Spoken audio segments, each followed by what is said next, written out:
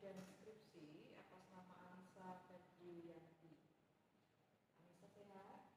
Ya, kelihatannya sehat. Dari wajahnya cerah kok. Jadi tesisnya nanti kami para penguji tunggu dulu. Anissa presentasi dulu 10 sampai 15 menit. Jadi tidak berlebih ya, karena kami supaya bisa mempunyai waktu lebih banyak untuk mendiskusikan substansi. Setelah Anissa presentasi, nanti kami dari penguji akan secara bergiliran melakukan tanya jawab ataupun konfirmasi, dan sifatnya komprehensif ya kalau skripsi, artinya kami boleh menanyakan di luar yang ada di dalam skripsi. Nanti yang pertama kepada Bu Nur Alia dulu, selanjutnya kepada saya dulu saja, terakhir Pak Ariston. Sebelum dimulai, silakan Anissa boleh berdoa terlebih dahulu.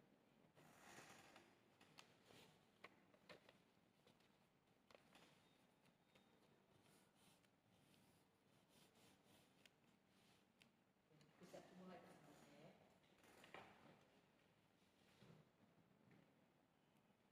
Assalamualaikum warahmatullahi wabarakatuh. Selamat pagi Bapak Ibu dosen penguji. Pertama-tama saya panjatkan puji dan syukur kepada Allah Subhanahu wa Ta'ala karena pada hari ini kita diberi kesehatan walafiat, dan saya selanjutnya berterima kasih kepada Bapak Ibu dosen penguji yang telah hadir dalam sidang skripsi saya pagi hari ini. Yang terhormat Ketua Penguji Ibu Dr. Dwi Wulandari Pujidiani, yang saya hormati Sekretaris Penguji Bapak Aristiono Nugroho, yang saya hormati anggota penguji Ibu Nur Alia Irsal.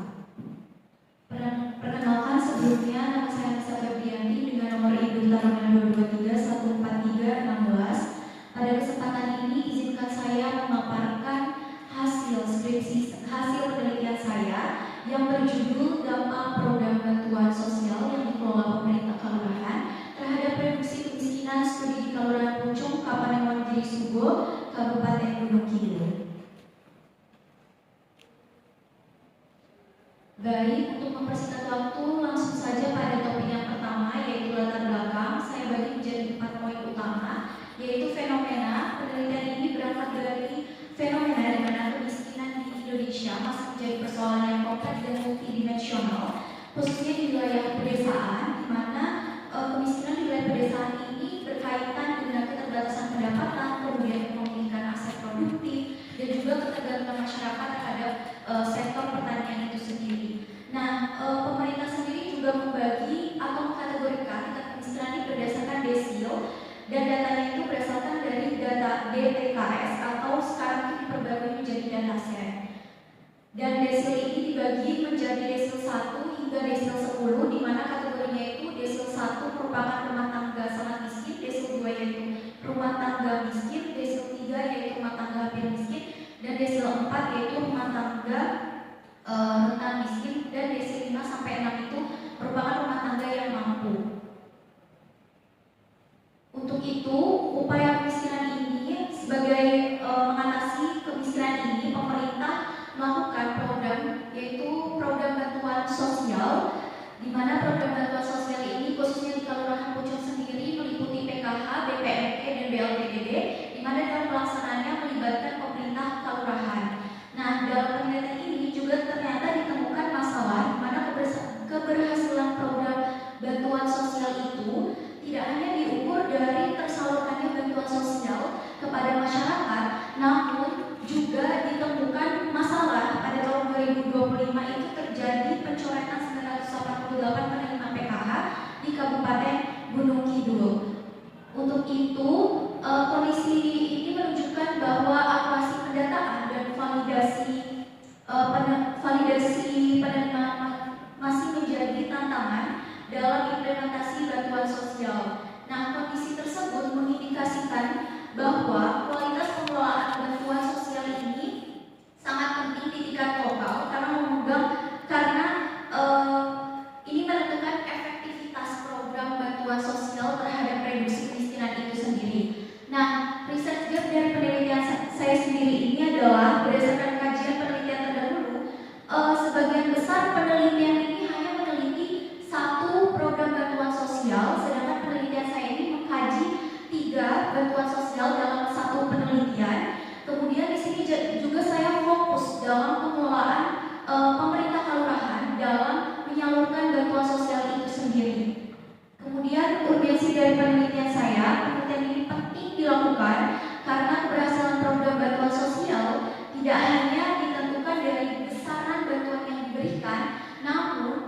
juga dari kualitas pengelolaan di tingkat kelurahannya itu sendiri.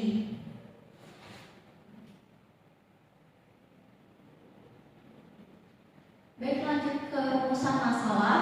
Oleh karena itu, di sini saya mengambil 3 rumusan masalah, yaitu yang pertama, bagaimana dampak program bantuan sosial yang dikelola pemerintah kelurahan. Kemudian yang kedua, apa kendala yang dihadapi dalam mekanisme penetapan sasaran dan juga pelaksanaan program bantuan sosial. Kemudian yang ketiga, apa solusi yang dilakukan oleh pemerintah kelurahan untuk mengatasi kendala tersebut. Tujuan penelitian sendiri yaitu yang pertama untuk mengetahui dampak program bantuan sosial yang dikelola pemerintah kelurahan terhadap reduksi kemiskinan. Kemudian yang kedua untuk mengetahui kendala yang dihadapi, dan yang ketiga untuk mengetahui solusi yang dilakukan oleh pemerintah dalam mengatasi kendala tersebut guna meningkatkan dampak program bansos terhadap reduksi kemiskinan. Selanjutnya di sini manfaat penelitian. Tentunya kegunaan penelitian ini diperuntukkan untuk Badan Pertanahan Nasional, kemudian Sekolah Tinggi Pertanahan Nasional, pemerintah Kelurahan Pucung itu sendiri, dan juga peneliti.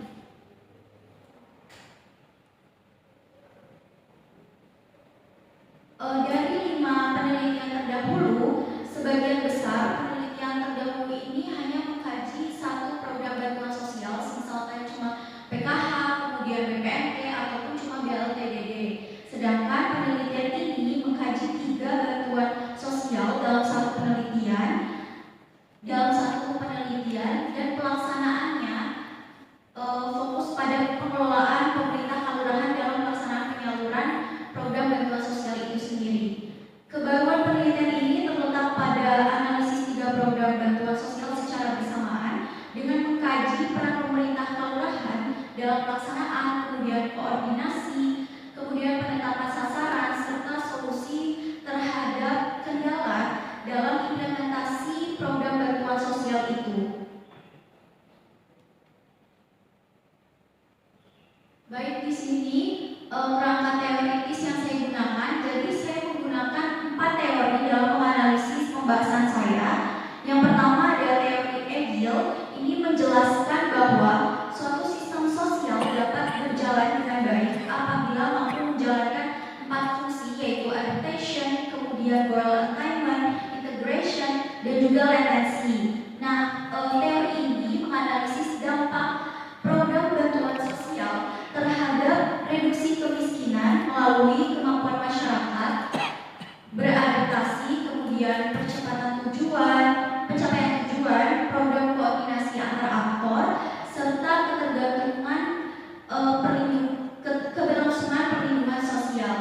Yang kedua, teori yang saya gunakan adalah implementation of public policy theory, di mana teori ini menjelaskan keberhasilan implementasi kebijakan itu dipengaruhi oleh isi kebijakan itu sendiri dan juga konteks implementasi. Nah, teori ini digunakan untuk menganalisis kontribusi bantuan sosial dalam meningkatkan kemampuan masyarakat memenuhi kebutuhan dasar, mengurangi beban pengeluaran, dan juga meningkatkan ketahanan pangan.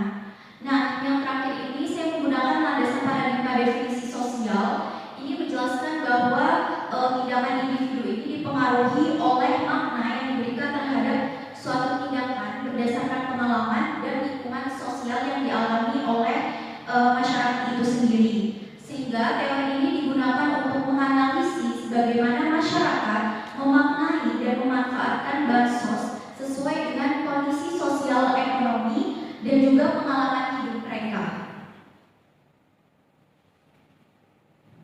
Baik, langsung ke kerangka pemikiran, di mana kemiskinan di pedesaan ini dikarenakan adanya kerentanan ekonomi masyarakat, kemudian keterbatasan akses terhadap sumber daya dan layanan dasar, kemudian ketergantungan masyarakat terhadap mata pencaharian yang kurang stabil, sehingga pemerintah melakukan upaya yaitu melalui bantuan sosial di Kelurahan Pucung sendiri, yaitu bantuan sosial PKH, BPNT, dan BLTDD, di mana bantuan ini pelaksanaannya meliputi tahapan pendataan dan validasi, kemudian penetapan sasaran, penyaluran, dan pengawasan.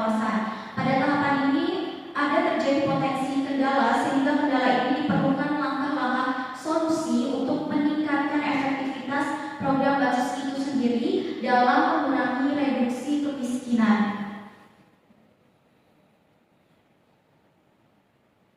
Baik, metode penelitian yang saya lakukan, penelitian ini dilakukan menggunakan metode penelitian kualitatif dengan pendekatan deskriptif, di mana lokasinya tentu di Kelurahan Pucung, Kapanewon Giri Subo, Kabupaten Gunung Kidul. Subjek penelitian meliputi pihak pemerintah Kelurahan Pucung, yaitu lurah, cari, kepala urusan kesejahteraan masyarakat, kepala dukuh, masyarakat penerima bantuan sosial, masyarakat tidak menerima bantuan sosial. Jenis data yang saya gunakan yaitu data primer dan juga data sekunder. Data primer ini saya peroleh dari lapangan melalui observasi dan juga wawancara. Kemudian data sekunder ini saya gunakan melalui dokumen resmi arsip dan juga sumber tertulis yang relevan. Selanjutnya, teknik dan instrumen pengumpulan data dilakukan melalui teknik wawancara, observasi, dan juga dokumentasi. Teknik analisis data sendiri dilakukan melalui tematik analis yang meliputi beberapa tahapan, yaitu yang pertama, penelaahan awal terhadap seluruh data, kemudian reduksi dan abstraksi data, yang ketiga yaitu penyusunan satuan informasi terkecil, yang keempat pengelompokan satuan informasi terkecil, kemudian yang kelima penyusunan pernyataan proposisional. Baik, lanjut ke bab 4 yaitu gambaran umum Kelurahan Pucung, di mana Kelurahan Pucung ini merupakan salah satu kelurahan yang berada di Kabupaten Gunung Kidul dengan luas 1.554 hektar, terdiri atas 10 dusun, 10 RW dan juga 31 RT dengan batas-batas wilayah sebagai berikut. Dan Kelurahan Pucung ini berada di perbukitan kars. Perbukitan kars ini batuan gamping sehingga di sana itu sulit sekali untuk mendapatkan air. Ketersediaan airnya sangat terbatas. Kemudian penggunaan lahannya tentu didominasi oleh kebun campuran dan sebagian besar penduduk bekerja di sektor pertanian.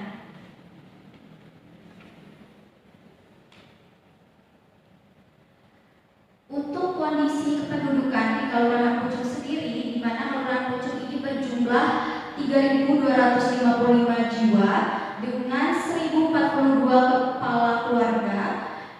Penduduk juga didominasi oleh usia produktif yaitu 2.181 jiwa, dan berdasarkan wilayah administrasi ini Padukahan Wonotoro merupakan padukahan yang paling banyak jumlah penduduknya. Dan tingkat pendidikan masyarakat di Kelurahan Pucung ini masih didominasi oleh lulusan SD dan juga SMP. Mata pencaharian utama masyarakat Kelurahan Pucung ini merupakan petani, disusul dengan karyawan swasta, nelayan, PNS dan juga pedagang.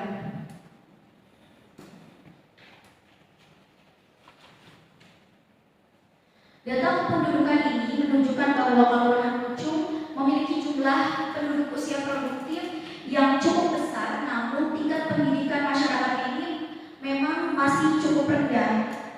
Karakteristik ini menggambarkan bahwa kondisi ekonomi masyarakat sangat dipengaruhi oleh sektor pertanian, sehingga menjadi konteks penting dalam penelitian.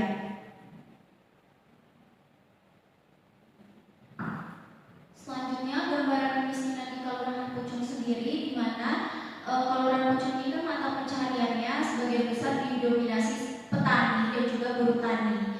Kemudian sebagai masyarakat juga itu tidak memiliki lahan sendiri, artinya mereka itu bekerja di lahan milik orang lain.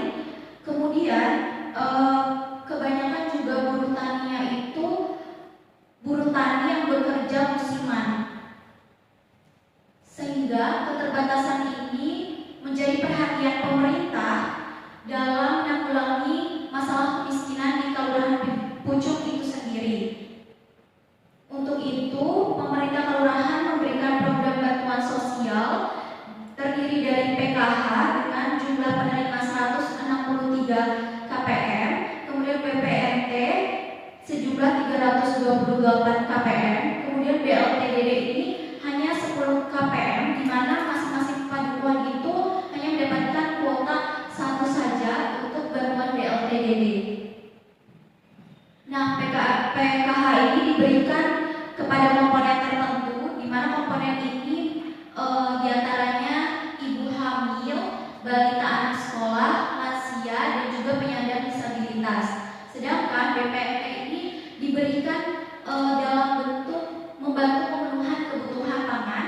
Kalau BLTDD ini memang diberikan kepada masyarakat yang memang kurang mampu dan mereka itu tidak pernah mendapatkan bantuan sama sekali.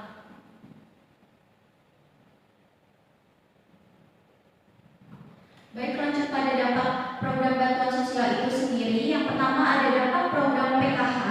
Dampak program PKH ini membantu pemenuhan kebutuhan pendidikan, kesehatan, dan juga kebutuhan dasar. Nah, yang kedua, mengurangi beban pengeluaran rumah tangga, di mana di Kelurahan Pucuk sendiri ternyata PKH ini sangat membantu masyarakat yang memang kekurangan dalam bidang pendidikan dan juga kesehatan.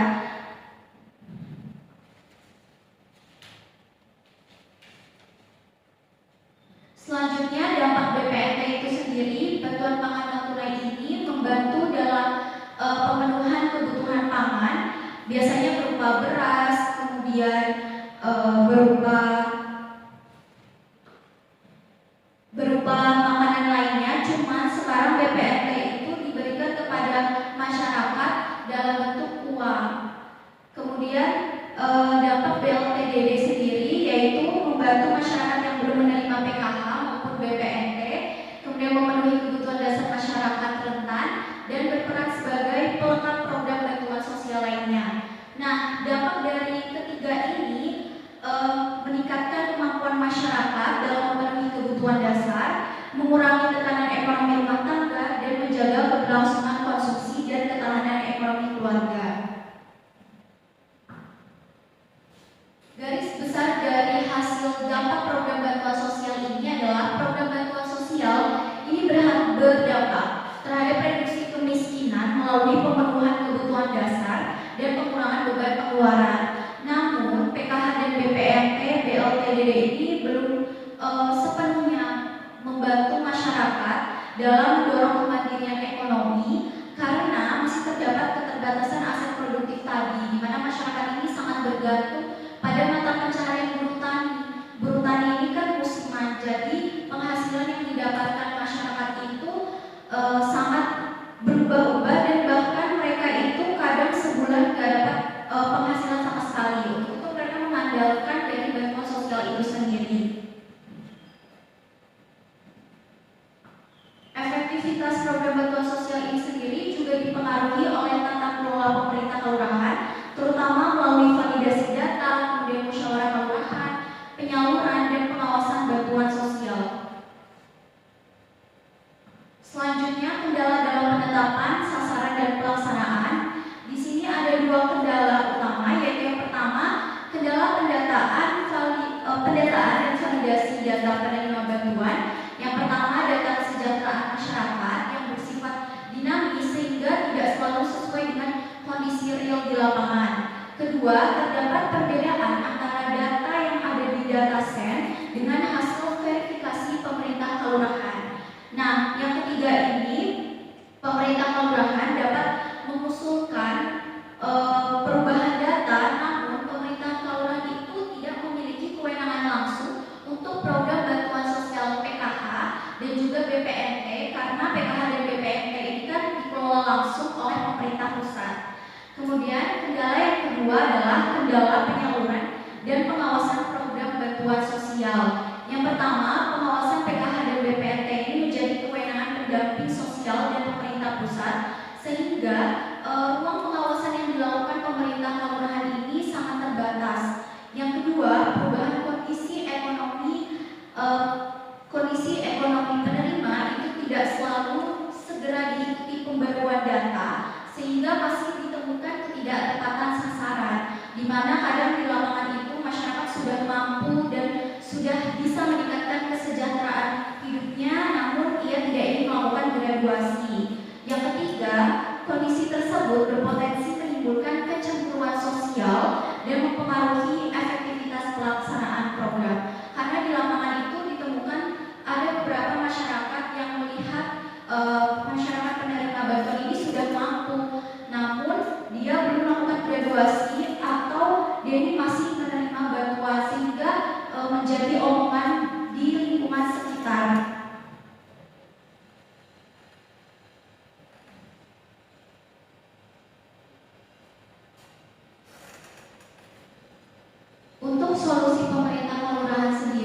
dalam mengatasi kendala.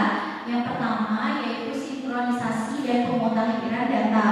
Sinkronisasi dan pemutahiran data ini dilakukan dengan verifikasi dan juga pembaruan data penerima bantuan secara berkala melalui RT, kemudian buku pendamping sosial, dan juga musyawarah kelurahan. Hal ini dilakukan bertujuan untuk meningkatkan ketepatan sasaran sesuai dengan kondisi real di masyarakat. Yang kedua yaitu mekanisme graduasi dan penyesuaian penerima manfaat. Yang pertama yaitu melakukan evaluasi terhadap perubahan kondisi sosial ekonomi penerima melalui koordinasi dengan pendamping sosial. Kemudian bantuan dialihkan kepada masyarakat yang lebih membutuhkan, sedangkan BLTDD ini menjadi pelengkap bagi masyarakat yang belum menerima PKH dan juga BPNT. Yang terakhir, ini penguatan UMKM dan pemberdayaan masyarakat merupakan solusi agar bantuan sosial itu sendiri berjangka panjang, tidak hanya berjangka pendek. Untuk itu, penguatan UMKM, peningkatan keterampilan, dan penyebaran informasi kesempatan kerja ini sebagai strategi pemberdayaan ekonomi. Yang kedua, mendorong kemandirian ekonomi sehingga bantuan sosial tidak hanya bersifat protektif namun juga mendukung reduksi kemiskinan secara berkelanjutan. Jadi solusi yang dilakukan pemerintah kelurahan ini tidak hanya berfokus pada perbaikan data penerima bantuan, namun juga pada penyesuaian penerima manfaat, solusi perubahan kondisi kesejahteraan, serta penguatan pemberdayaan ekonomi masyarakat. Ketiga strategi tersebut saling melengkapi untuk meningkatkan ketepatan sasaran, efektivitas pelaksanaan bantuan sosial, dan mendukung upaya reduksi kemiskinan di Kelurahan Pucung.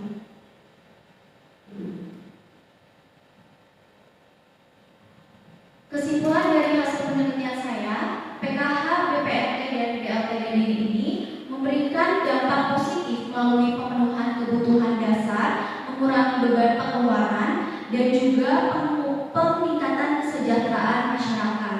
Nah, ketiga program ini saling melengkapi, namun belum sepenuhnya mendorong kemandirian ekonomi masyarakat itu sendiri. Kendala utamanya meliputi ketidaktepatan sasaran data penerima bansos dan keterbatasan kewenangan pemerintah kelurahan dalam penetapan penerima PKH dan BPNT sehingga mempengaruhi ketepatan sasaran. Pemerintah kelurahan juga meningkatkan efektivitas bantuan sosial melalui pemutakhiran data, mekanisme graduasi, penerima manfaat, dan pemberdayaan ekonomi masyarakat. Berdasarkan hasil penelitian ini, disarankan agar pemerintah kelurahan perlu terus melakukan pemutakhiran data penerima bantuan secara berkala serta memperkuat program pemberdayaan ekonomi masyarakat. Di sisi lain, pemerintah pusat juga perlu meningkatkan koordinasi dalam pemutakhiran data set agar penyaluran bantuan ini semakin tepat sasaran. Masyarakat juga diharapkan berperan aktif dalam memperbarui data sosial ekonomi dan mendukung mekanisme graduasi apabila kondisi ekonominya telah membaik. Sekian pemaparan materi hasil penelitian saya. Oke, baik, terima kasih.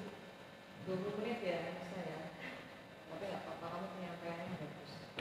Oke, yang pertama saya berikan kesempatan kepada Bu Ayu. Silakan. Terima kasih. Selamat pagi. Assalamualaikum warahmatullahi wabarakatuh. Waalaikumsalam.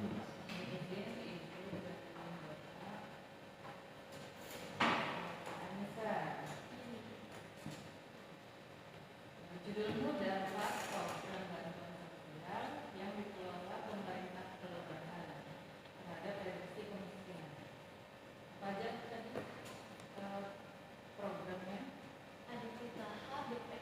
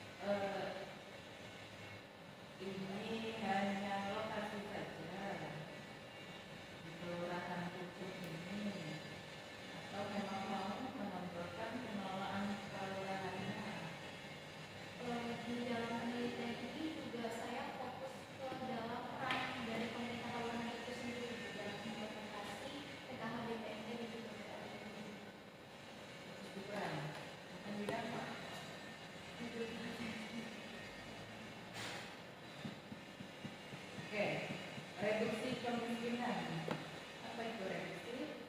Kalau reduksi kemiskinan di sini itu dimaknai dengan berkurangnya tekanan ekonomi, sosial ekonomi masyarakat di kelurahan itu sendiri yang dinandai dengan pengurangan beban, berkurangnya beban pengeluaran, kemudian mereka bisa meningkatkan kesejahteraan hidup mereka, kemudian yang sebelumnya itu berhutang, karena program bantuan sosial ini mereka udah nggak berhutang dulu, jadi terbantu karena program bantuan sosial ini.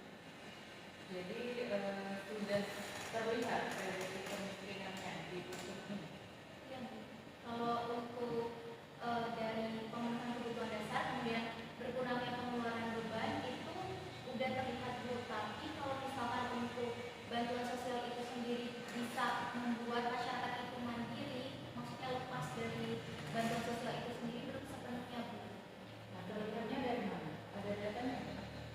Dari wawancara, Bu. Wawancara, ya. Itu di saya melakukan wawancara itu dari beberapa masyarakat, hampir semua sibuk. Itu katanya mereka terbantu karena bantuan sosial ini mereka udah nggak berhutang, kemudian pengeluaran mereka juga berkurang, kemudian juga mereka bisa memenuhi kebutuhan dasar mereka yang biasanya itu kalau misalkan beli makan harus ngutang dulu, Bu. Karena bantuan sosial ini mereka nggak ngutang lagi. Metodemu apa? Metode kualitatif. Datamu apa aja? Data saya data primer dan data sekunder. Gimana apa saja? Data primernya ada observasi, kemudian ada dokumentasi dan juga wawancara. Dari observasi data apa? Kalau observasi ini aja sih cuma kayak apa ya? Saya dapetnya itu bukti Untuk gunung kasnya itu. stiker itu bantuan sosial PKH sama BUMD di rumah-rumah. Ya.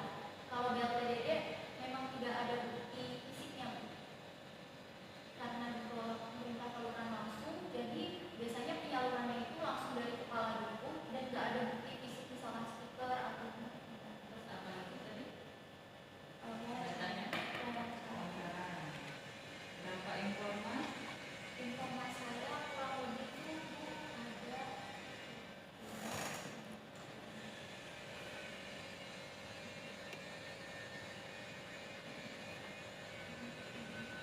kurang lebih ada 12 sampai 13 orang. Cuman nggak semua wawancara itu saya masukkan ke dalam sini karena hampir jawabannya itu sama. Masyarakatnya berapa? Masyarakatnya ada 6. Tergolong miskin semua. Iya, Bu. Tahu miskin dari mana? Karena kalau misal saya ini sih, Bu, pas waktu ngelakuin wawancara itu kalau yang penerima PKH itu bisa dilihat dari biasanya yang mereka itu PKH-nya kesehatan di bidang kesehatan dulu. Jadi mbah-mbah yang udah tua, udah sakit, nggak mampu lagi. Cuman kalau dari fisik rumahnya itu nggak kelihatan miskin, Bu. Tapi ketika melakukan wawancara itu baru kelihatan kalau mereka itu kurang mampu, Bu. Jenis datamu apa lagi? Sekunder. Apa aja? Kalau sekunder itu saya cuma gunain dokumen dari BPS, kemudian RKPK. Selebihnya itu, Bu, mereka nggak mau ngasih Apa saja? datanya. BPS data kemiskinan ada. Ada. Bentuknya apa datanya? Kalau kemiskinan itu dalam bentuk dokumen PDF. Data berupa Oh, jumlah. iya, jumlah kemiskinan. Jumlah apa? Jumlah kemiskinan di Kabupaten Gunung Kidul. Kabupaten. Iya. Kalau di kelurahan khususnya Kalau di kelurahan khususnya nggak ada. itu datanya seperti apa? Cuma jumlah yang akumulatif atau sudah detail siapa yang terkategori miskin? Iya. Oh, enggak, Bu. Jadi waktu kemarin itu saya minta data untuk siapa aja yang termasuk masyarakat miskinnya itu. Karena saya juga butuh data desil, Bu. Ternyata dari pemerintah kelurahan sendiri itu nggak mau masuk itu, Bu. Apa bedanya? Karena data tersebut bersifat privasi, Bu, dan yang boleh memegang data itu hanya admin kelurahan. Bahkan kelurahannya sendiri Jumlahnya pun tidak dikasih. enggak, Bu. Jadi jumlahnya cuma ketika saya tanya berapa penerima, kemudian berapa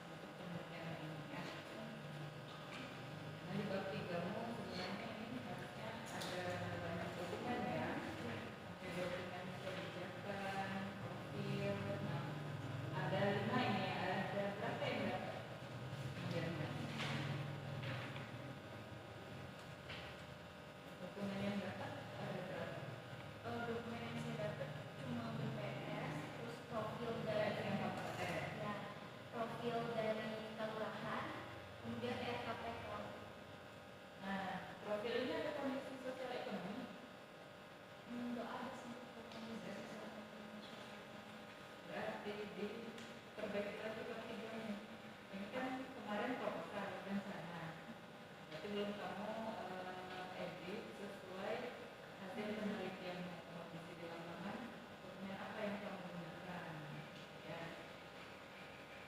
Oke, kalau selintas lalu saya baca judulmu, saya bertanya ini kaitannya dengan kamu sebagai anak STPN, pertanyaannya di mana? Jadi Bu, kalau misalkan dilihat dari judulnya sendiri Bu, penelitian itu tuh nggak melihat kemiskinan hanya di Kelurahan Ujung, tidak semata dari sisi pendapatan masyarakat itu sendiri, namun juga dari struktur penguasaan tanahnya dulu, di mana temuan saya itu menunjukkan bahwa sebagian besar penerima bansos ini memang mereka itu tidak memiliki aset yang produktif Bu, seperti tanah. Nah, bahkan hampir semua masyarakat yang menerima bansos itu nggak punya lahan Bu. Itu dari wawancara juga? Iya, nggak bisa dapat data penggunaan tanah. data penggunaan tanah nggak bisa dapat Bu. Dari berapa tadi masyarakat yang mewawancarai? 6. Tidak ada yang punya lahan. Nah, ya abis itu saya mau wawancara lebih lanjut ke pihak pemenangan sendiri Bu. Saya tanya, memangnya penerima bantuan sosial ini kalau punya lahan atau tidak itu, lurah bilang tentu aja nggak punya tanah Bu, kan mereka juga masuknya kategori miskin. Jadi mereka cuma buruh tani biasa yang tergantung pada musiman juga kerjanya. Buruh tani berarti sama nggak dengan petani? Perbaiki ada statementnya berapa orang profesinya petani, tidak ada buruh tani di sana. Kayaknya buat 4 ya. Perbaiki ya. Kalau memang buruh tani semua itu ya berarti tidak buruh tani. Nanti pembaca bisa salah sangka. Kita tahu petani kan ada yang kaya kan, tidak miskin. Ya. Tapi kalau buruh tani kebanyakan memang miskin. Nah, itu boleh dicari teori yang menyatakan seperti itu, misal dari pekerjaan buruh tani atau dari pendapatan, ya. Jadi diperkuat lagi indikator kemiskinannya, ya. Kita tidak semata-mata kalau pribadi kalau di sini memang masih miskin. Tapi judulmu itu reduksi. Gimana melihat pengurangan kemiskinannya itu? Kalau dari saya sendiri, reduksi dalam penelitian ini, reduksi kemiskinan itu dilihat dari bagaimana masyarakat itu sudah bisa memenuhi kebutuhan dasar mereka Bu. Yang tadi saya jelaskan bisa memenuhi kebutuhan dasar, kemudian juga kebutuhan lagi, kemudian juga meningkatkan kesejahteraan hidup mereka Bu. Yang sebetulnya mungkin nggak bisa sekolah anaknya, terus karena ada bantuan PH ini jadi bisa sekolah. Gitu. Itu ada di teorimu? Ada di bagian Enggak teorinya? saya nggak masukin ke teori, Pemenuhan kebutuhan dasar dan lain-lain. saya masukin ke bagian ini Bu, di bagian kemiskinan pedesaan, terus saya masukin dari sumber Organization for Economic Cooperation and Development. Ada indikator. Iya, kemiskinan itu proses pembangunan.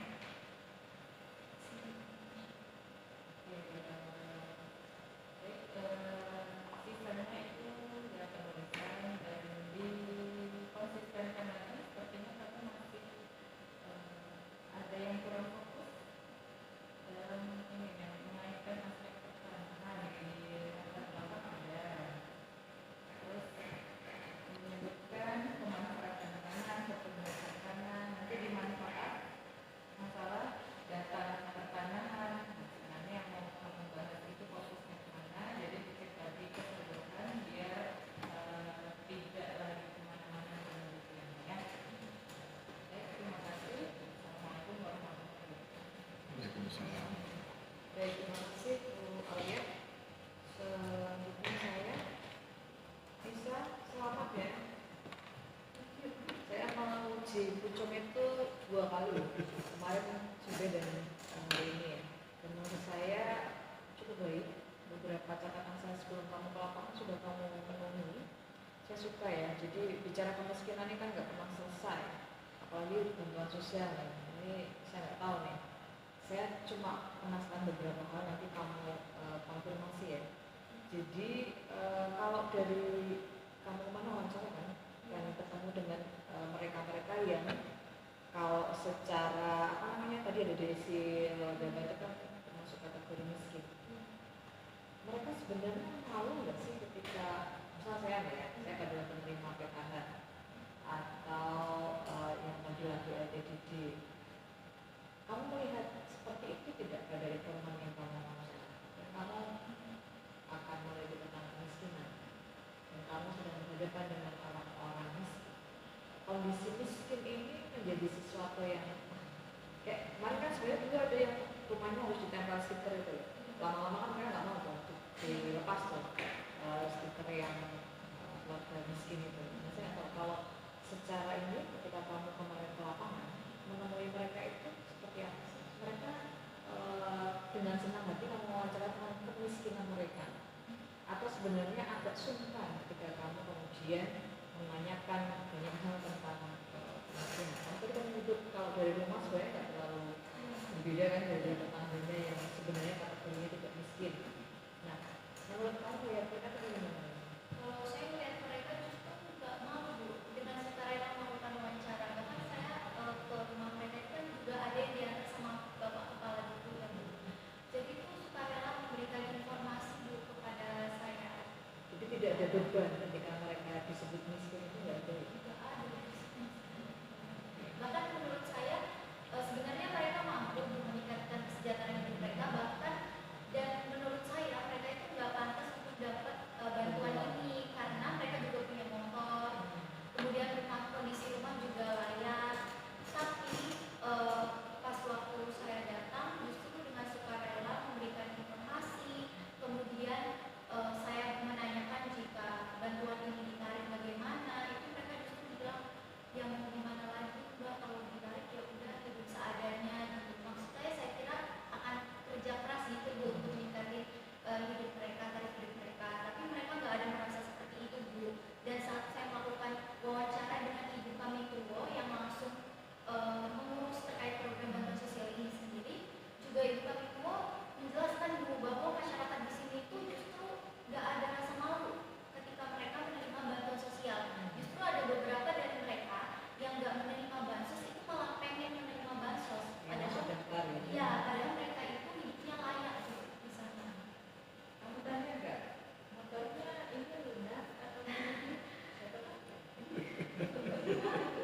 Saya belum pernah ke Pucung ya, tapi saya nggak tahu sebenarnya kondisinya. Kalau kita lihat Gunung Kidul itu kan memang kering ya, dan dulu itu Gunung Kidul menjadi kantong pengirim migran paling besar. Artinya banyak orang yang nggak paham, maksudnya tidak bertahan di desa karena secara apa namanya ya sehari-harinya itu tidak mencukupi kan kalau petani ya. Saya nggak tahu Pucung yang kamu datangi sekarang itu seperti apa? Yang di rumah itu apakah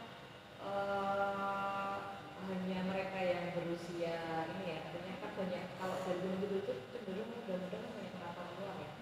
Seperti apa yang kamu lihat di Pucung sekarang? Kalau saya lihat Bu, waktu kemarin saya ke sana itu justru mereka usianya produktif, usia dewasa sih, bukan usia anak muda. Punya anak kecil-kecil gitu Bu, masih SD, masih SMP, tapi nggak bekerja Bu. Itu justru benar-benar mengandalkan dari bantuan sosial itu sendiri. Terus saya tanya suaminya kerja apa, buruh tani gitu kan Bu. Tapi saya tanya kalau misalkan nggak ada pekerjaan gimana ya? Nggak gimana pun, jadi mereka nggak bekerja, istrinya pun nggak ikut bekerja Bu. Padahal menurut saya sudah tahu kondisi ekonomi keluarganya seperti apa, itu tidak ada inisiatif untuk oh saya juga ingin bantu suami saya, atau suaminya misalkan lagi nggak ada pekerjaan itu bekerja, itu nggak ada Bu. Oke, terkait bantuan ya, ini yang sering saya dengar ya. Biasanya yang dapat bantuan itu nggak jauh-jauh dari lingkaran mereka-mereka yang pemerintah desa, terus ya keluarganya dari aparat, maksudnya ya pemerintah desa, entah itu kadus dan sebagainya, dekat dengan lingkaran itu lah ya. Makanya kemudian mereka bisa masuk ke dalam lingkaran dan sebagainya. Kalau di situ seperti apa? Nah, di situ saya juga temuin Bu, ternyata yang penerima BLTDP itu rata-rata yang dekat dengan salah satu yang ada di kelurahan tersebut Bu.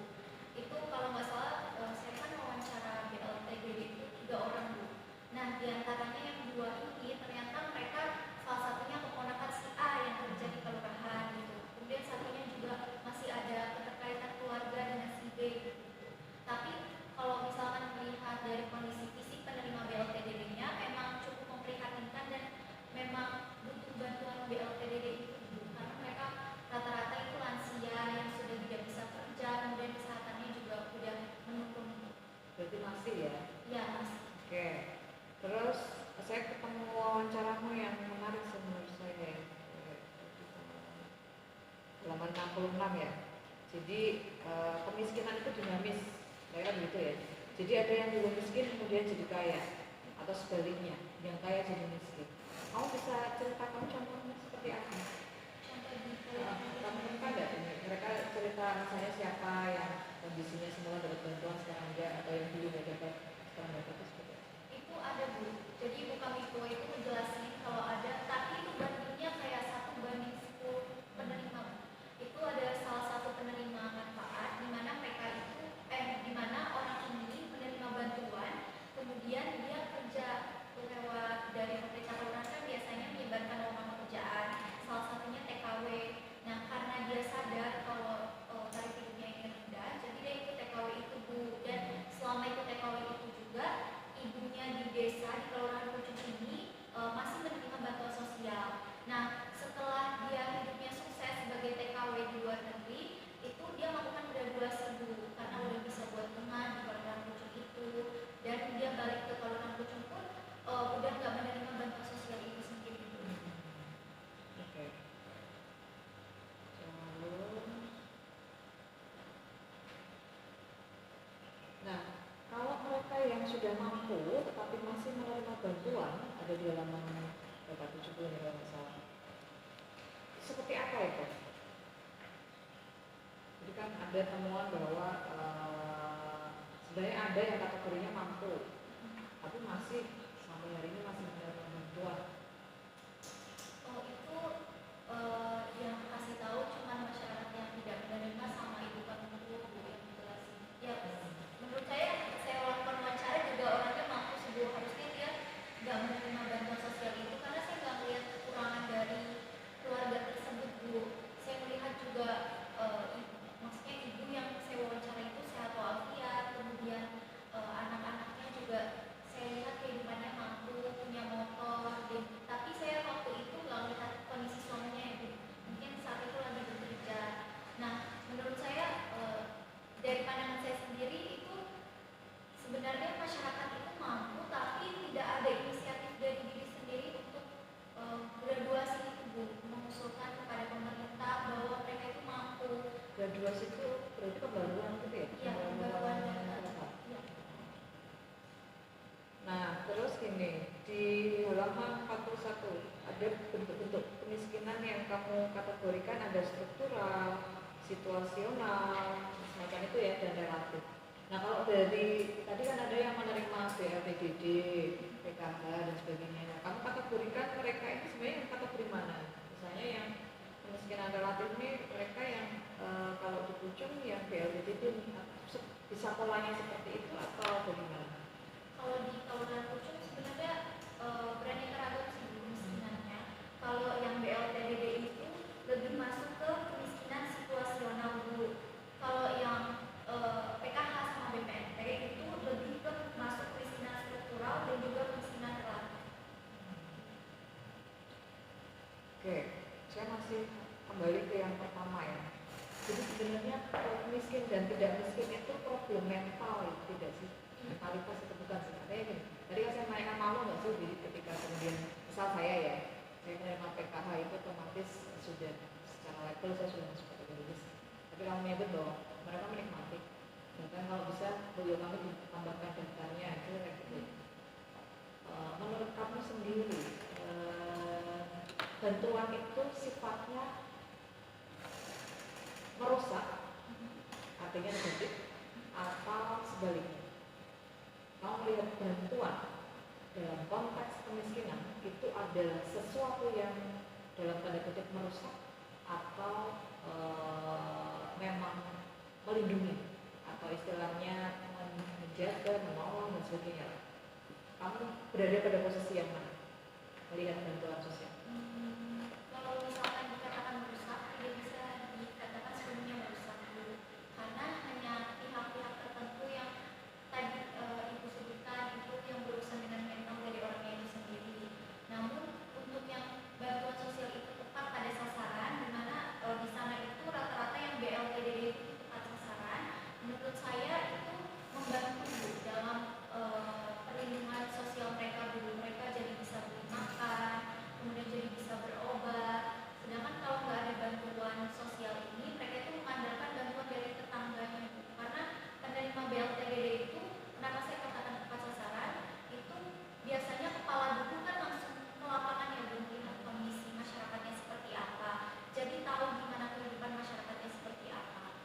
Jadi bantuan sosial itu harus dilanjutkan atau tidak? Kalau menurut saya dilanjutkan, cuma perlu koordinasi lebih kuat dengan pemerintah kelurahan dulu. Karena pemerintah pusat itu dikatakan sama pemerintah kelurahan, mereka itu seperti ada gap gitu loh, Bu. Kalau misalkan pemerintah kelurahan mengajukan pembaruan data terkait masyarakat A, B, C yang sebenarnya mereka udah mampu karena kepala dulu ini tahu di mana kondisi real di lapangan seperti apa. Tapi pemerintah pusat ini tidak langsung melakukan pembaruan data, Bu. Jadi bertahun-tahun tetap saja data itu tanpa dilakukan pembaruan. Kamu kemarin selama penelusuran pernah menemukan tidak? Misal ya, seseorang itu akan mendapat bantuan itu sampai berapa lama? Kalau BLTDD, Bu, saya melihat itu biasanya mereka tergantung dari kepala dukuhnya, Bu. Biasanya kalau karena BLTDD itu kedekatan keluarga atau sahabat, itu kalau misalkan dianggap masyarakat A ini belum mampu, itu bisa lebih dari 2 tahun, 3 tahun begitu. Tapi BLTDD sebenarnya jangka yang paling pendek, Bu, karena mereka bisa diubah penerimanya kapan saja. Misalkan tahun ini diberikan, tahun depan udah enggak, gitu. Tergantung dari penilaian kepala desa itu sendiri melihat kemampuan masyarakatnya. Kemudian kalau PKH sama BPT ini bertahun-tahun, Bu. Kalau nggak salah itu bisa aja sampai 5 tahun gitu, Bu. Dari penelusuran wawancara saya dengan Ibu kami itu. Oke, baik. Cukup saya kira, terima kasih. Selanjutnya silakan Pak Arif. Oke, terima kasih Bu Wulan yang saya hormati, Bu Wulan dan Bu Nur, Mbak Anissa. Saya ingin memperdalam yang ditanyakan Bu Nur dan Bu Wulan ya. Pertama saya ingin memperdalam yang ditanyakan Bu Nur tentang reduksi kemiskinan. Karena bagi saya itu penting ya, itu terminologi penting. Reduksi kemiskinan, ketika kamu menggunakan terminologi reduksi kemiskinan, apakah terbayang dalam pikiranmu ada konsep kuantitatif dan kualitatif? Apabila terbayang seperti itu, maka apakah kamu bisa menjelaskan mana reduksi kemiskinan yang kualitatif, mana reduksi kemiskinan yang kuantitatif? Kalau menurut saya sendiri, Pak, saya sebenarnya reduksi kemiskinan itu enggak berpikir jumlahnya berkurang, Pak, tapi memang saya melihat dari bagaimana taraf hidup masyarakat itu sendiri yang awalnya tidak bisa memenuhi kebutuhan mereka, kemudian meningkatkan kesejahteraan hidup mereka, gitu, Pak. Karena saya berpikir kan dalam penelitian saya dari awal kualitatif, jadi saya memikirkan bahwa reduksi kemiskinan ini tidak ada kaitannya dengan penurunan jumlah kemiskinan di kelurahan Pucuk itu sendiri, Pak. Jadi saya lebih terfokus pada bagaimana program bantuan sosial ini memberikan dampak kepada masyarakat yang awalnya misalkan tidak bisa memenuhi kebutuhan dasar, kemudian bisa melakukan kebutuhan dasar. Itu sebabnya saya mencari sumber terkait dari penjelasan atau makna reduksi kemiskinan itu selain menjelaskan jumlah kemiskinan di kelurahan Pucuk itu. Kalau kamu mengabaikan reduksi kemiskinan kuantitatif, apakah kemudian kamu nanti kesulitan melihat tingkat keberhasilan pencapaian? Karena kalau kamu mengabaikan, kan kamu sulit mencapai. Oh, kemarin yang miskin 13 kepala keluarga, sekarang tinggal 6. Berarti kan ada peningkatan kan? Tapi atau sebaliknya, kemarin 13 sekarang jadi 26. Nah, apakah kamu sudah membayangkan bahwa pengabaianmu terhadap reduksi kemiskinan kuantitatif itu akan menyulitkan buat kamu untuk melakukan evaluasi pencapaian kinerja? Kalau itu saya juga terbayang bagaimana jumlahnya, karena sebenarnya kan kalau inti dari reduksi kemiskinan ini bisa dilihat dari jumlah kemiskinan yang di kelurahan Pucuk itu sendiri, Pak. Jadi kalau misalkan terbayang atau enggak, terbayang karena itu. Oke, kalau terbayang berapa angka kemiskinan yang kamu ketahui di awal penelitian? Karena tadi ketika ditanya Bu Nur kan kamu nggak bisa menunjukkan angkanya. Padahal itu penting, menurut saya penting juga. Kalau terbayang sih, Pak, mungkin Ketika kamu wawancara dengan Pak Kepala Desa, berapa angka yang muncul? kemarin itu nggak ada dikasih tahu berapa kemiskinan di sana. Tidak dikasih tahu karena kamu nggak nanya, toh? Nanya, Pak, Terus? cuma dibilang kayak, oh banyak, Pak, di sini gitu. Cuma saya tanya berapa, Pak, kemiskinannya gitu. Padahal kan di monografi desa ada itu, kan saya sering ke desa itu. gitu ya. Jadi nanti kau telepon lagi kepala desanya itu, ya. Kau telepon berapa, karena ada angkanya itu, supaya kemudian memudahkan kamu melakukan evaluasi kinerja. Karena kan kita juga penting tuh, kalau kita mengerjakan sesuatu tuh kira-kira hasil kerja kita kemarin itu berguna atau nggak berguna, seberapa besar pencapaiannya, kan itu penting juga. Nah sekarang menyangkut dengan reduksi angka kemiskinan tadi itu, saya ingin tahu bagaimana cara kamu menjaga agar datamu itu valid dan reliable. Saya biasanya melakukan wawancara berulang sih Pak sama pemerintah kabupaten itu sendiri dan juga masyarakat. Nah, ketika saya melakukan beberapa wawancara, saya melihat bahwa hasil dari wawancara saya ini hampir sama hasilnya Pak. Jadi saya merasa kalau data ini juga sudah valid karena langsung dikonfirmasi juga oleh pemerintah kabupaten itu sendiri Pak. Oke, sekarang lanjut ya. Saya ingin memperdalam yang disampaikan Bu Wulan. Tadi kan Bu Wulan kasih tagline tuh, kemiskinan sebagai problem mental atau mental problem. Saya ingin kasih pemahaman begini, bahwa seringkali kemiskinan itu kan merupakan mindset, pola pikir kita. Ya, misalnya dia berorientasi jangka pendek. Yang penting hari ini dapat penghasilan, entah itu dengan cara mengemis dan lain sebagainya. Itu kan mindset. Kemudian mentalitas kelangkaan. Dia merasa semua serba sulit dan dia berada di posisi itu. Maka dia selalu merasa miskin. Nggak peduli dia punya motor atau nggak punya motor. Kemudian yang berikutnya adalah perasaan tak berdaya. Kemudian fokus yang berlebihan pada masalah. Itu kan mindset kemiskinan. Nah pertanyaan saya, itu berhasil kamu rekam nggak dalam skripsimu? Bahwa kemiskinan itu karena mindset kemiskinan. Kalau nggak salah ada Pak di sini wawancara terkait ibu kami. Apa yang kamu ungkapkan di sini di skripsimu? Kalau misalkan di Kelurahan Pojok sendiri itu memang susah untuk meningkatkan kesejahteraan hidup mereka karena biasanya pemerintah kelurahan itu udah memfasilitasi nih Pak, program bantuan sosial juga udah diberikan, kemudian juga mereka menyediakan lapangan pekerjaan, kemudian juga mereka melakukan penguatan dengan UMKM, tapi masyarakat sekitar menganggap bahwa bantuan sosial ini sebagai penghasilan utama, jadi mereka kayak mikirnya udahlah nanti juga dapat bantuan lagi setiap bulannya gitu. Jadi mereka nggak merasa harus meningkatkan kesejahteraan hidup mereka Pak, dan itu jauh Kak, maksudnya perbandingan masyarakat yang ingin meningkatkan kesejahteraan hidup dengan yang nggak mau meningkatkan, maksudnya biasa saja, itu banyak yang ingin biasa aja gitu Pak hidupnya. Terus yang tadi saya sebutkan sebagai contoh TKW itu Pak, TKW itu kan sebagai bentuk fasilitasi pemerintah kelurahan untuk bantu masyarakat biar meningkatkan kesejahteraan hidup mereka. Nah itu meskipun udah dilakukan di pemerintahan kelurahan, biasanya itu cuma 1-2 itu aja Pak yang datang ke kelurahan dengan kesadaran kalau mereka itu mau meningkatkan hidup mereka. Sementara yang lainnya itu nggak ada Pak. Benar-benar mindsetnya itu cuma kayak, oh udah ada bantuan sosial nih, jadi mereka benar-benar mengandalkan bantuan sosial itu untuk penghasilan utama mereka dan buruh tani. Dan buruh tani itu kan Pak hasilnya nggak menentu ya. Jadi mereka kalau misalkan terasa ini udah nggak musim panen, jadi ngandelinnya bantuan sosial aja masih ada gitu Pak.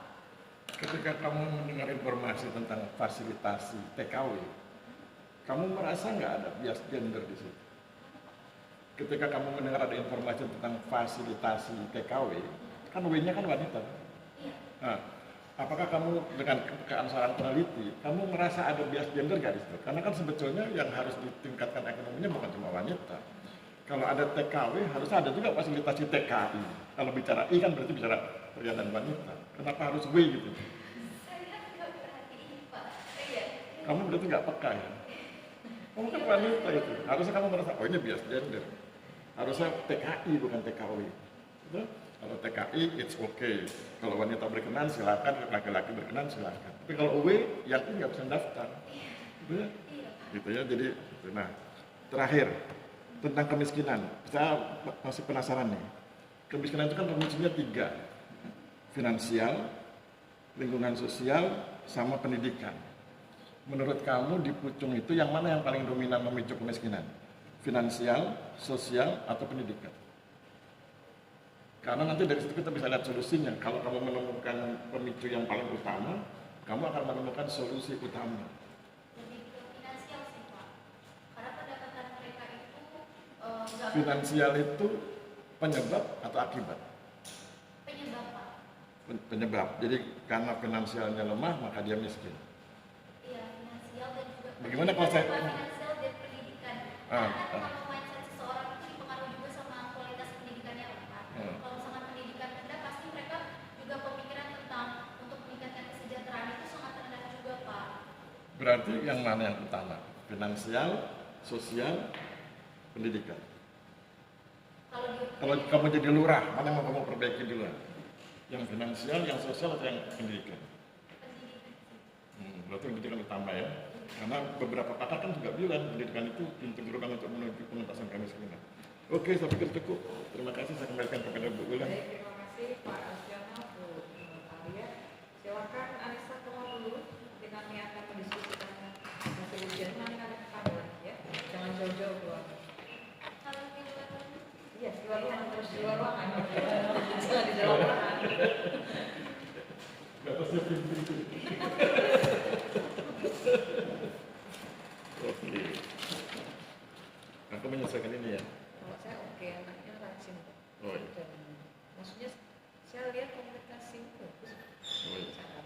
Cuman nggak pakai dia. Ya, tapi termasuk bagus dia bisa menemukan Iya. ini datanya meskipun memang ada beberapa peran yang gitu. Ya. Saya kira jauh lebih bagus daripada yang kemarin pucung saya. Gak ada isinya. Iya, kalau ini udah rajin lah. Bu Ulan udah tahu kan bahwa pucung itu ada 14 skripsi. Iya, Udah tahu. tapi saya pendengar dulu aja Pak. Yang satu tuh udah bagus, kalau yang ini jauh lebih bagus. Jadi Ada 14 penelitian tentang pucung. yang bimbing ada yang Bimbing campur-campur, ada Budian saya, itu, Pak. ada Budian, nah, itu yang budayanya Budian yang ada Bu Arvini. rata-rata anak Karena kan aku ngajar sosiologi, aku promosi di kelas tentang pucung bla bla bla. Akhirnya begitu ngajarkan judul mereka semua pakai itu terinspirasi. Saya menemukan informasi cukup banyak Pak dari itu. Kemarin itu cuma berapa? Sampai anak saya. Bu, Udah. Udah diperbaiki. nah, belum Bu Ulan. Aku masukkan dulu ya. Saya udah masuk kan? Oh, aku, Ini baru Pak, itu kan keliru tuh yang. oh yang lama ada di salah. Mas Tri. Oh udah masuk, oh tinggal upload.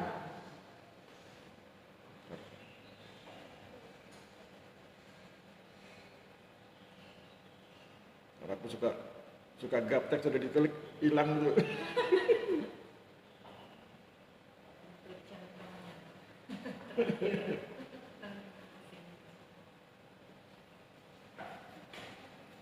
Oke, nilai 85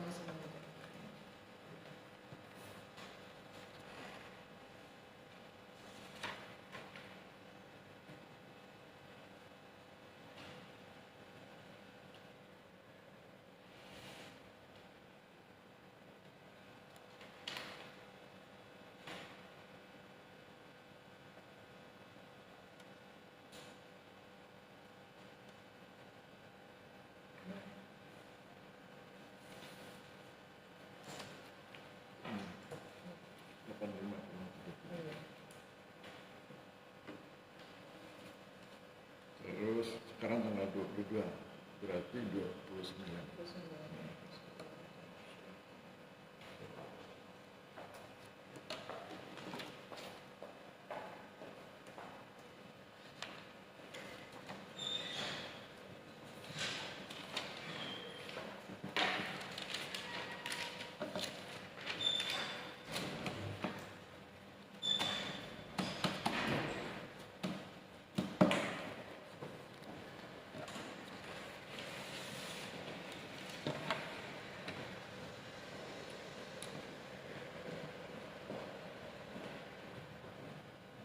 Oke, spesial. Baik, saya bacakan berita acara ujian. Gimana? Bacakan berita acara ujian akhir atau skripsi pada hari ini Rabu, tanggal 22 Juli 2026. Telah menempuh ujian akhir atau skripsi atas nama Anissa Febrianti, nomor induk mahasiswa 22314316